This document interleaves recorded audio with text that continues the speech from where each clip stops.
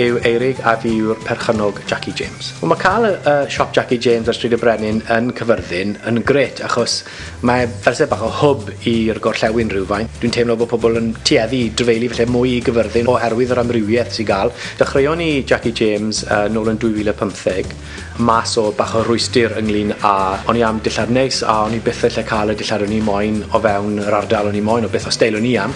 Felly o'n i wastad yn trefeili i Caerdydd, byddwn ni'n mynd falle yn y bellach byth. Felly deseidwn ni agor lan nwyddau dillad i dynion a hollol wahanol.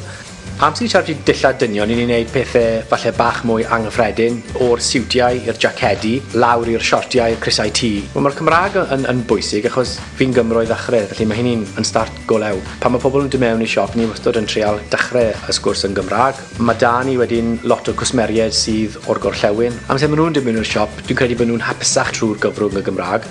Maen nhw'n teimlo bach mwy cyffwrddus yn y siop trwy hynny.